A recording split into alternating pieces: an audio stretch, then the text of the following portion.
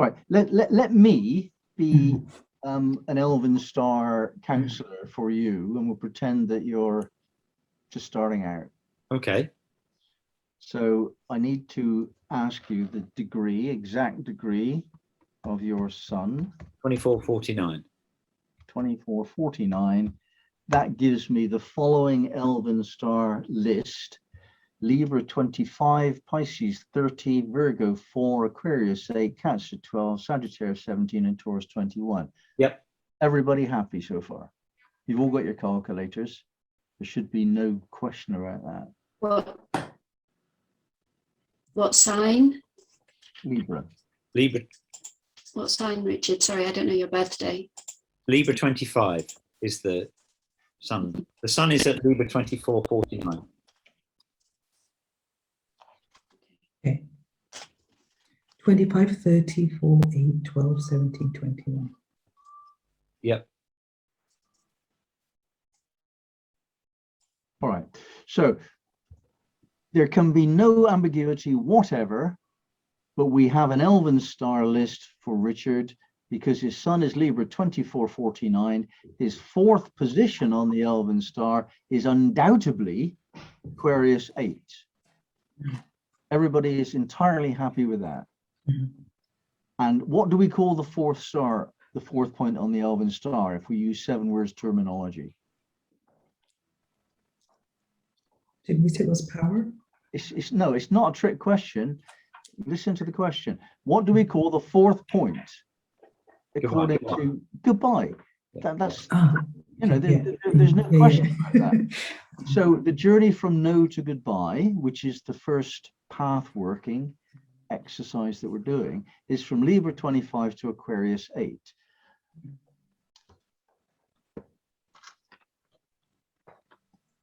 Anybody got any questions about that? Will you give me 1 second to write it down for me? I think what I did before, James, is when it was Libra 25 to Pisces 30, which is hello. Yeah, but that would not have been a problem had you only been speaking to me, and we had not introduced this advanced level approach from these two charming ladies. The idea of actually kind of confusing it came from our attempt to put it onto the zodiac and our attempt to kind of understand it in 3-dimensional terms and so on, which I welcome later. But when you and I talk, we actually build up on the foundation, and that's never been confused between us. You've always known that your fourth point is Aquarius 8, haven't you? Yes.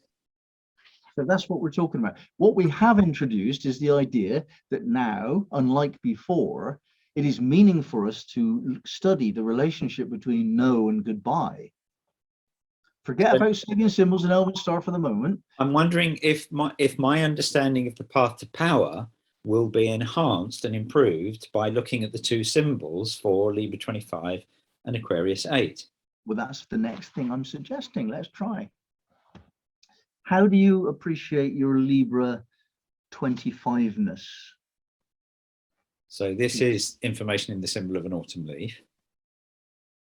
And I think we had this discussion before. It's to do with the passage and flow of life, not being fixed, looking at life as ever-changing, and in whatever state I and anyone is in, they are being of use to someone, something. All right, lovely. When you actually did that the first time, it was full of grace, and it produced a different state of being, and you've just summarized it now in intellectual terms to recall that event. But when you're actually there, that represents a state of grace that you can return to if we chose to do that. Do we agree? Yeah. What's your take on Aquarius 8? Well, I haven't got that far yet. So I'm just looking it up. I know I've done it in the past. These are wax figures who are beautifully gowned. Yes, beautifully gowned wax figures. What's my take on Aquarius 8? So let's just deal with the Sabian symbol. We're talking about the ideal sense of beauty, projecting onto someone else, in this case a wax figure, but someone else, the sense that you have of how you could be in an idealized form. So it's idealization, glorification, projecting onto another person, usually the image of yourself, you know, admiring somebody and becoming what you have admired. So how does that figure in your life?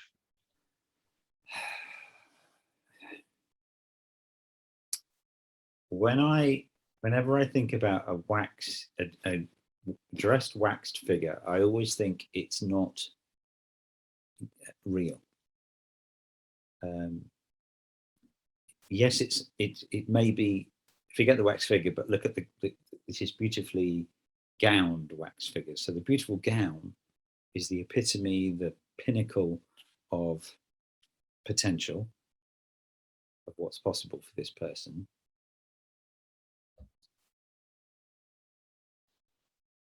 And I don't experience myself as having reached my potential. So and what are you doing about that? I'm doing this. Exactly. So can you see that this exact moment is you moving from no to goodbye? Yes, I can. In that outside of this group, you are already someone that tries to see the best in every situation, to accept non-judgmentally that somebody's just at this particular moment in their process.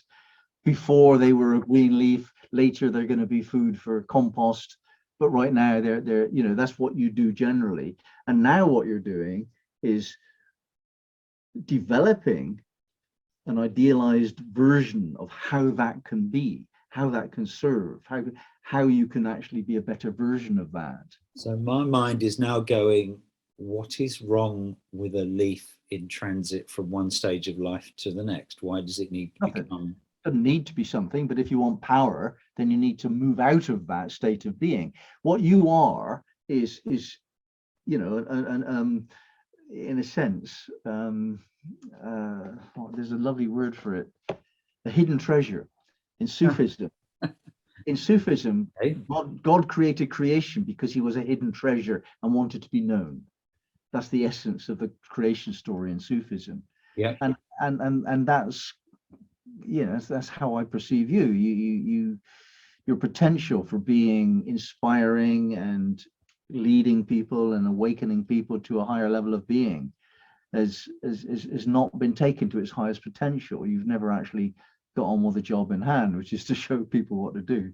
You know, I've said this about you like repeatedly over about 10 years, you know. Yeah. So coming back to moving from no to goodbye, from strength to power on a pathway of power, I did my normal thing of going, what's wrong with my no-ness? Why do I have to change it? Nobody says you need to claim power. Who says that? I'm just saying, if you wanted to claim power, this is the pathway. So if you wanted to actually be more powerful, you'd have to model yourself on somebody that could actually demonstrate that which you have not done for yourself yet. What's your Elven star? I've got it written down here. So Elizabeth's no is the prima donna, and her goodbye is the house raising, Scorpio 20 something. What's that one? Help me here. I haven't got it in front of me. What is your sun sign degree? Let me put in. We can't hear you, Danny. You're muted. What's your degree, please, Elizabeth? 2001. All right. So Scorpio 3 is the house raising. That's your goodbye. And the prima donna is Cancer 21.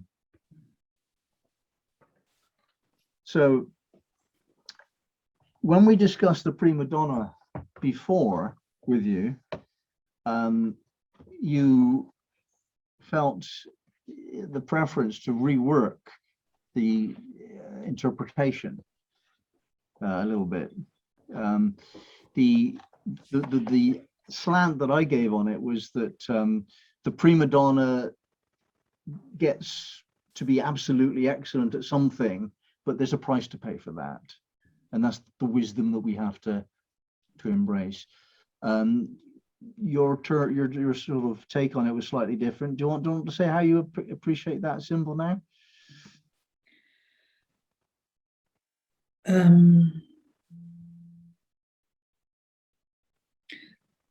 So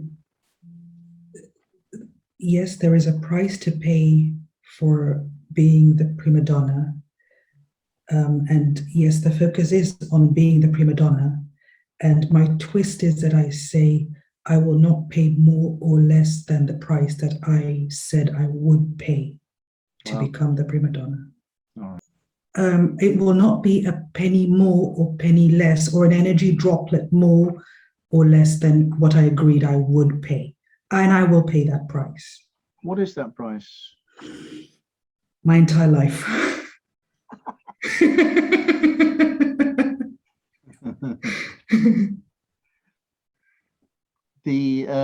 That's poetic, but it's not really what they mean. What they mean is that because you're a prima donna, you lost the opportunity to be something else that you could have been. Okay.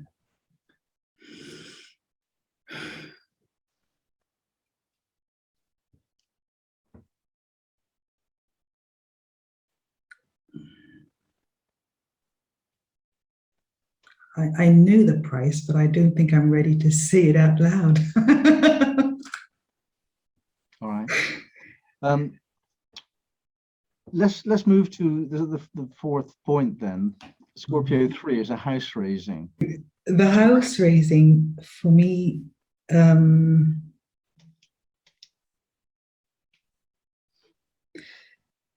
it's really about understanding the power of team spirit. So the strong binding force that is within a community. Coming from that understanding that community creates a team spirit that moves forward in a way that one person alone can never do, then it's understanding what people and forces to bring together to create that kind of current to move forward. Absolutely. Good. So can you see a path working between those 2 points?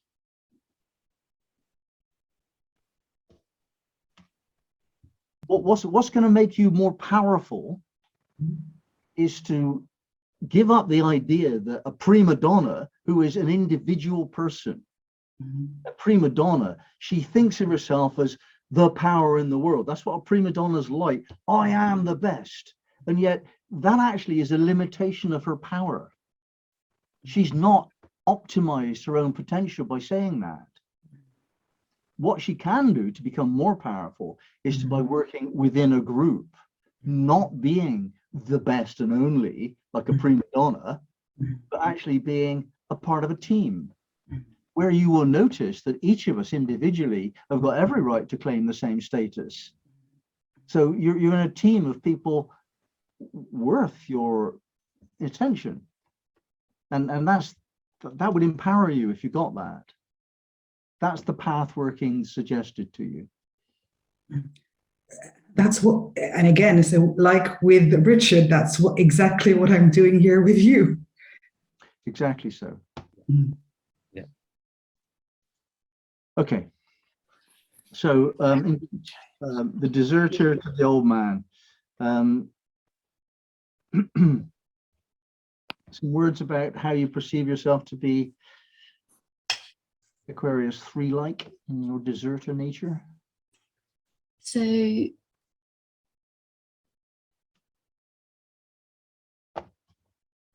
yeah, I mean, it's exactly the same as we did a couple of weeks ago. So my deserter in the Navy is I am absolutely 100% in until I'm out.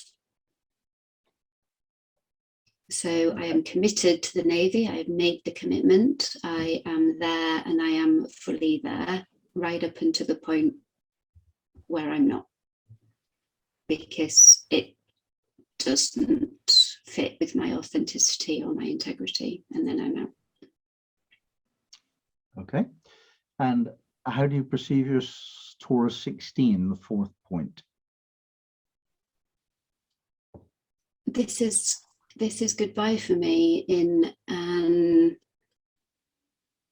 the sense that I will make an offer on an invitation, revealing the mysteries. But I have no place in enforcing those mysteries. So it is an invitation rather than like the Navy would be, these are the rules, you live by the rules.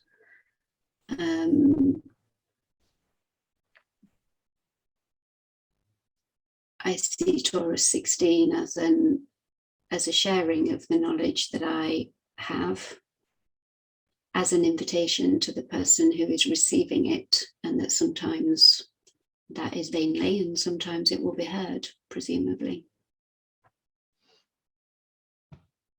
And what's the relationship between those two for you?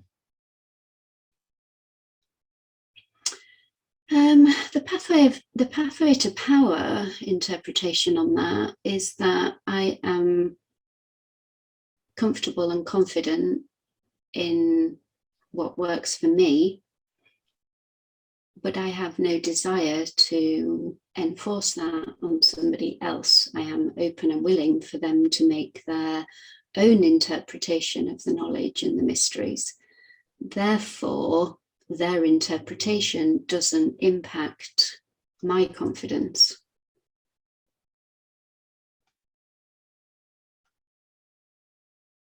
Okay, I mean that's rather like the old man anyway, isn't it? Is there not? Yeah, that's how I. Yeah. Well, what's the relationship between the deserter and the old man?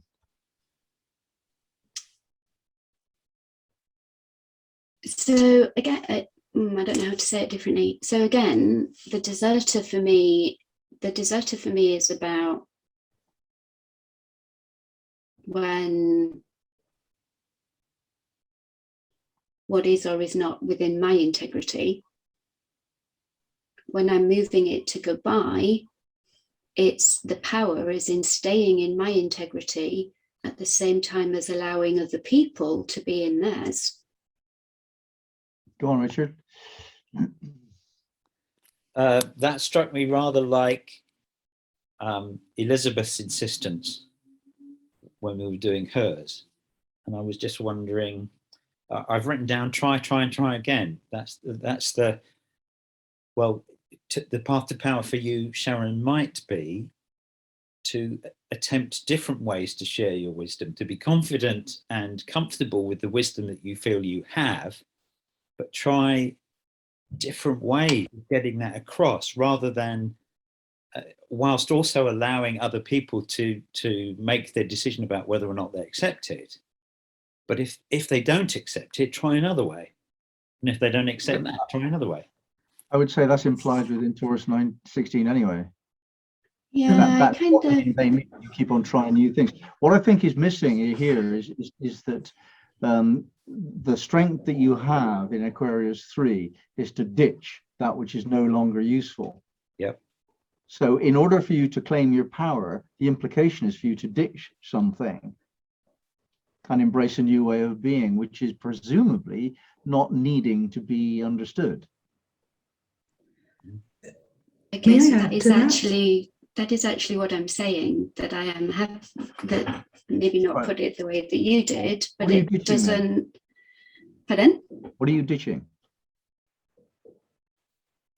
In this very moment. Well, in this formula. It sounded very whatever is not within my integrity. And is that anything identifiable? Not right now. So there's my question.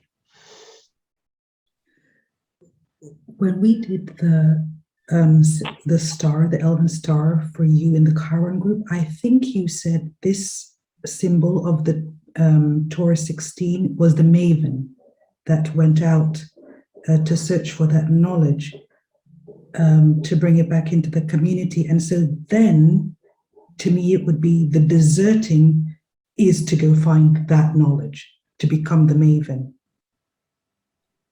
Deserting what?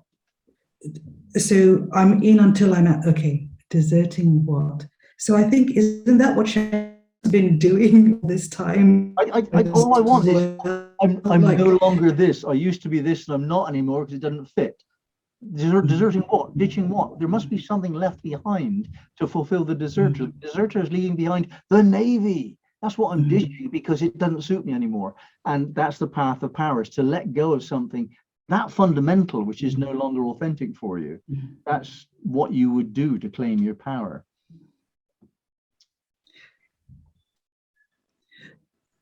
I'm not disagreeing with you, James. I don't understand what you want from me.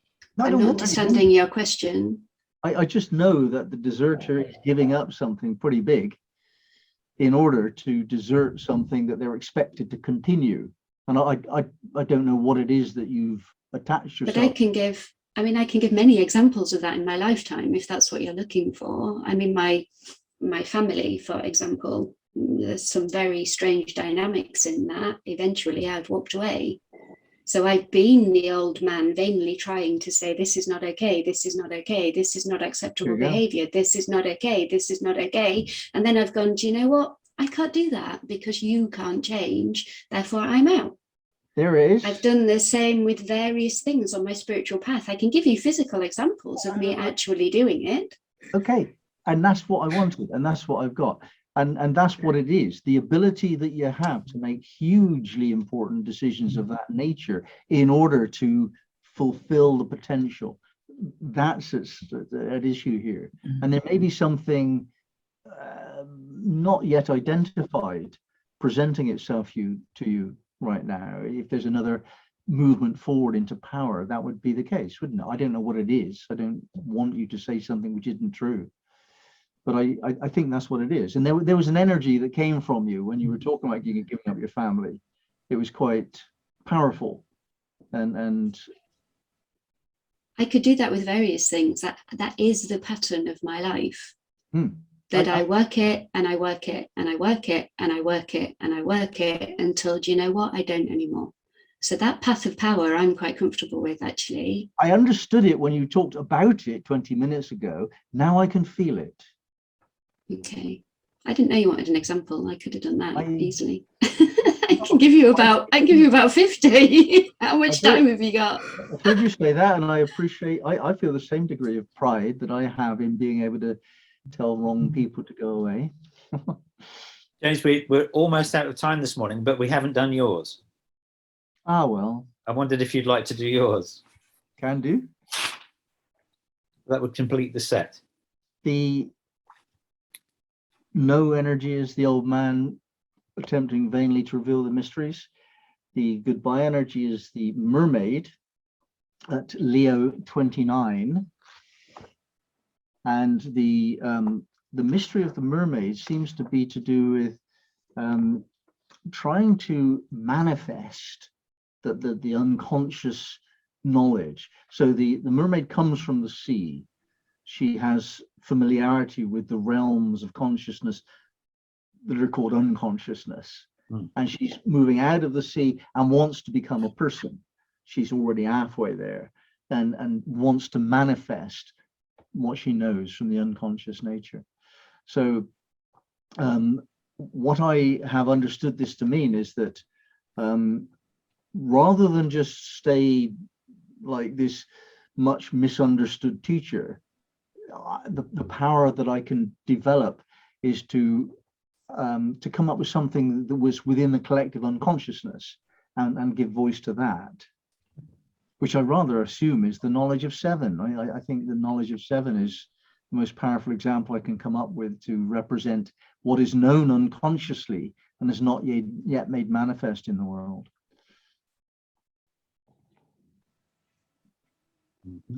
Discuss.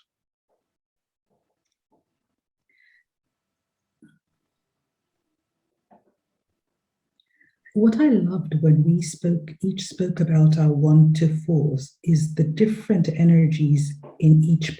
I mean, it's always power, it's always no to goodbye, but as we speak about those two specific symbols, the energy of power and the way we express it is different for each one. I love that I mean, for you, it becomes more of an openness, you know, as you say. I have to say, I'm not looking to develop more power. Is that a factor here? Why not? I have enough for purposes, you know. I don't need any more. But what I do need is elsewhere in the 7 pathways. I'm not sure I heard the no to goodbye, if I'm honest. I understood the symbols as you explained them, but I'm not sure how you experienced. Well, I didn't teach. The old man is no and the mermaid is For the last 7 years, I haven't been teaching. I haven't been looking for another way to teach. Whereas all of my life, I've been teaching this, that, and the other. I've developed all manner of different things that I can teach. And I've taught them as well, a lot. And for a long time, or maybe even 10 years, I haven't been teaching. I didn't find a way to get to the next sort of thing. And I think what I was doing was kind of same old, same old. It was all new stuff, but it wasn't a dimensional difference. But what I think I'm doing now is saying, right, let's have a go with number 7. Let's see if I can bring that from the unconscious realm into the realm of teaching. I've never tried before. I've never taught magic before, you know. I'm doing new stuff, which is a new dimension for me.